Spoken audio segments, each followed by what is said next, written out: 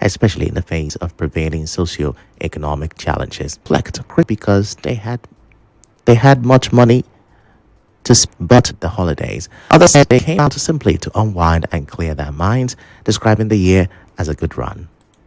Christmas is going well today because we are all happy we came out alive to celebrate Christmas. I'm celebrating with my children. We are all happy from January till date. At least we've been hustling all this while, and today we are here to enjoy our money. All the money I've been hustling since January 1st till 25th of December. I'm here just to flex my people, to look around. As today is 25th, you can't just stay at home like as someone that don't have anywhere to go. My Christmas just going fine, and my money is everything. This Christmas will be better than other years, so we got to celebrate the Christmas now. Anyhow, and then figure out that. While restaurant operators expanded venues for the season and planned special activities such as better music playlist, comedy shows, concerts, and karaoke sessions to make the celebrations more enjoyable. But even in moments of fun, safety remains important, especially for children. A child advocate, Dorothy Ibe, has advised parents to closely watch the behavior of relatives around their children during this festive season. Mrs. Ibe, in an interview with correspondent Rejoice Amadi, warned that sexual predators can sometimes hide within familiar environment, urging parents to be extra careful with their daughters. I don't think parents should take lightly certain comments that are made by family members, especially when it has to do with their girl child. You shouldn't go about suspecting people, but when it comes to your girl child, you have to be protective because you can't tell who the predator is. So don't take lightly certain statements that are made by uncles or cousins, because these sexual predators can hide in plain sight, and the excuse will be that we are blood, I can't do this.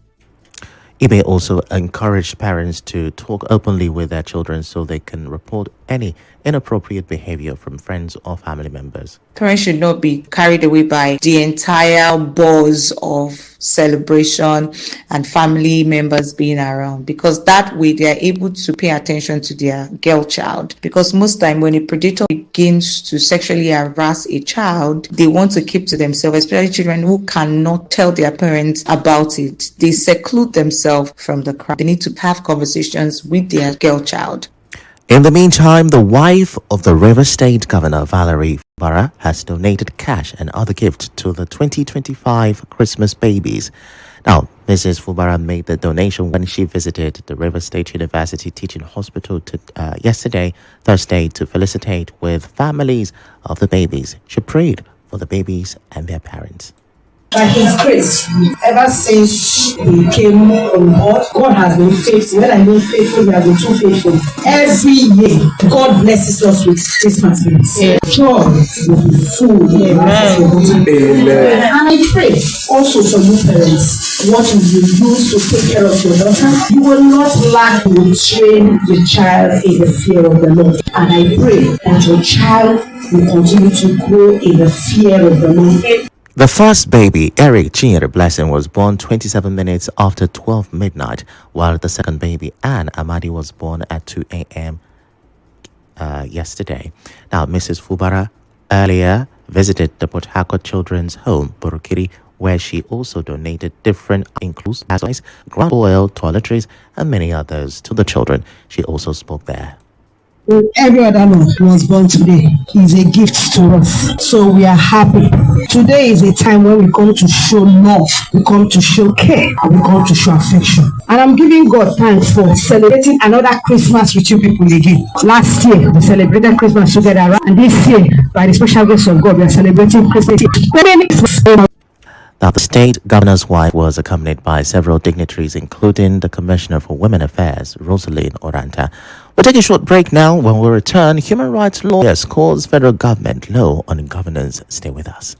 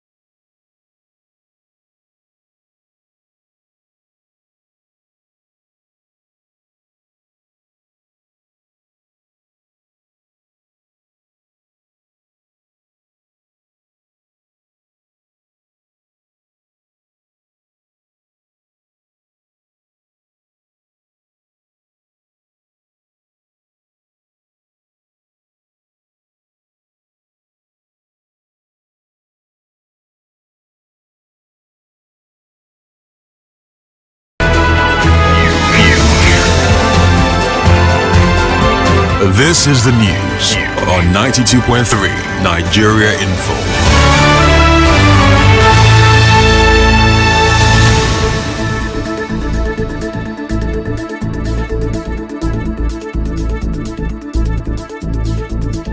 You're welcome back. To governance in the last 1 year, the coordinator of the People's Advocate and human rights lawyer, Courage Removal, says he is yet to see what he described as good governance at the federal government level in the past 1 year. As Removal, while reviewing the performance of the administration of President Bola Tinubu, said the government has not shown enough progressive leadership. At the national level, there has been failure of leadership. The American government had to step into the government to do the right thing. So there has been failure of leadership, and the duty of government is to ensure the security and the welfare of its people. And we are not reaping those dividends of democracy. So the people are just left on their own to survive. Removal, however, said there appears to be some level of good governance in River State and advised Governor Similai Fubara to explore the state power sector to boost growth and development. After the state of emergency, we saw the 1,000 unit housing. We are beginning to see some level of development in River State, but I think the governor could do more, especially in the power sector in River State. I mean, it's possible for him to do something on power, and we hope that his next budget will see the light of day so that development will continue in River State. Well, at the grassroots, the coalition of civil society organizations and community-based organizations has commended the chairman of Eche local government area, Chima Boniface Njoko, for his people-focused leadership. The group, in a statement signed by its secretary, John West, and spokesperson Nasiwa Peterside, said recent evaluations show that while many local government administrations have underperformed, a few have demonstrated transparency, accountability, and value for money in the use of public resources. It said Njoko has distinguished himself through visible and impactful development initiatives within his first 100 days in office. The statement said key achievements in Eche include sustainable investment in healthcare services. The statement, grassroots development remains inevitable and strengthening governance at the third tier is the surest pathway to sustainable rural growth and national integration. It also added that findings indicate that over 80% of the 23 local government areas assessed recorded minimal or no tangible development within the same period. Well, still in Eche, the chairman of the area, Chima Boniface Njoko, has invited people of Eche from all 19 wards to a grand gathering at the Eche Local Government Council Secretariat in Okehi on Monday by 9 a.m. In a statement, Njoko said the event is aimed at appreciating the people of Eche for their unwavering support and cooperation since the beginning of his administration. He described the people's backing as a major source of encouragement and strength in delivering effective grassroots governance. The council chairman extended the invitation to traditional rulers, chiefs, elders, women groups, widows, youth groups, and other stakeholders across the local government area. He noted that the occasion will also serve as a Christmas celebration with the distribution of rice and other assorted Christmas items to support families during the festive season. Njoko further urged communities to attend with their cultural troops, musical instruments, and dance groups, saying the event will be a moment of joy, unity, and cultural expression. According to him, the celebration is meant to foster togetherness, promote peace, and strengthen the bond between the council leadership and the people. He assured Eche people of a lively and memorable event, adding that the celebration reflects his administration's commitment to inclusiveness, appreciation, and the welfare of the Eche people. In a related development, the Apex Socio-Cultural Association of Eche People, Obako Eche, has announced plans to hold its December Convention 2025.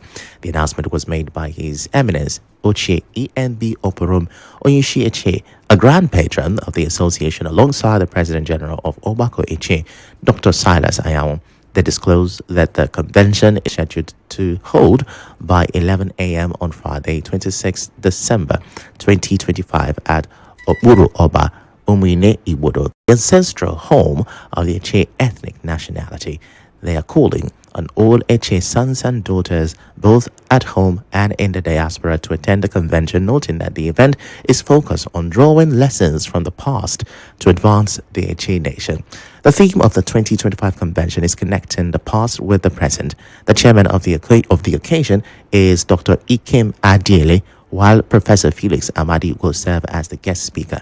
Key activities lined up for the event include a medical outreach, the flag-off of the construction of the Ichi Heritage Center, and the presentation of awards to deserving individuals. The organizers say the 2025 December convention of Owako Ichi promises to be engaging and impactful. Moving on now, President Bola Tinubu has inaugurated a committee on strategy, conflict resolution, and mobilization to address disputes within APC ahead of the 2027 general election. In a statement, the special advisor to the president on information and strategy, Bayo Onanoga, said the committee was inaugurated in Lagos on Wednesday. According to the statement, the committee includes APC governors, including Governor Siminalayi Fubara, federal cabinet members, and other key party stakeholders. The governor of Yobe State, Mai Mala Buni, will serve as chairman, while a former APC legal advisor, Muiz Banire, will act as member. And to matters of national unity and religious harmony, a professor of Islamic studies in the Department of Religion and Cultural Studies at the University of Port Harcourt, Professor Abdurazak Kilani, says the federal government has taken steps in the past 1 year to reduce tensions linked to religious intolerance in Nigeria. Professor Kilani stated this in an interview with correspondent Yubio Wari while assessing government effort to tackle religious extremism in 2025. Depends on the one who is complaining. When we talk of religious tolerance in Nigeria, it depends on the one who is complaining. This government has done very, very well to the Christian. In view of the Muslim ticket that people made noise about, they have so many appointments, even more than the Muslim. They have voted for this government. So if the government wants to compensate the Christian for not supporting it, then it's a good one. So I think that religious tolerance. But I think the Muslims are also tolerating the system, ensuring that Nigeria remain peaceful. So anybody talking about religious tolerance in Nigeria, it depends on the angle you're looking at it. Kilani urged the federal government to sustain its economic policies and ensure that poor and vulnerable Nigerians benefit from direct cash transfer programs. But I think you should sustain the economic policy, economic reform, so that the masses will enjoy the dividend of democracy. The exchange rate is still very high. The poverty level is still very high. Then the intervention that government is doing in terms of money transfer, account transfer, should reach the real people that are poor, not the political elite who are in Abuja or in Port Harcourt or in Lagos. The real poor people in the villages. This transfer should be given to them, and our children should be encouraged to go back to school. And back home in River State, a warning for loan beneficiaries. The River State Microfinance Agency, RIMA, has warned that it will begin loan recovery processes for beneficiaries who refuse to repay their loans. Recall that in May 2024, the governor launched a 4 billion naira matching fund loan scheme in partnership with the Bank of Industry to support nano, small, and medium-scale businesses. The loan scheme carries a single-digit interest rate of 7.5%. The managing director of RIMA, Jonathan Tobins, disclosed this while speaking to newsmen. For those who have taken this money and have treated it as national cake, it is not a national cake. It is the governor's initiative to improve their living standard. We want to appeal to them to please repay this loan. If they refuse to repay lawfully, we are going to activate and make sure these loans are recovered. We have their details, we have their name, we have their guarantors details, and so we will activate the process of recovery if they fail to repay willingly. Tobins also revealed that women participated more in the scheme and expressed hope that more men would take advantage of the opportunity.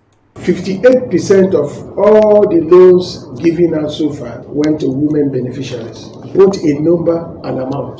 The men are struggling with 42%, and I am trusting God that in the new year, the women will grow their participation to close to 60 or 65%, which is the international benchmark. As you may know, a total of 2.346 billion naira has already been dispersed so far to about 3,000 beneficiaries. And now, we bring you news from around the world. Pompeo has urged Ukraine and Russia to find the courage to hold direct talks to end the war during his first Christmas remarks to crowd in St. Peter's Square. He called for an end to conflict around the world as worshippers gathered in Vatican City. His plea comes as US-led negotiations on a deal to end the fighting continues. Well, on the news this morning, you heard The US has bombed ISIS terrorists in Nigeria. It also heard that the peace advocate Muonyili has urged Governor Fubara and the River State Assembly Speaker Amikwele to set aside their differences. We also told you that a human rights lawyer has called the federal government low on governance. On the foreign scene, Pope Leo has urged Ukraine and Russia to find the courage to hold direct talks to end the war. The news was edited by Martha Okere. To reach the news team, send an SMS or WhatsApp to 0808 721 7215. I am Ifechukwu Muonyili. Many thanks for listening. Merry Christmas once again.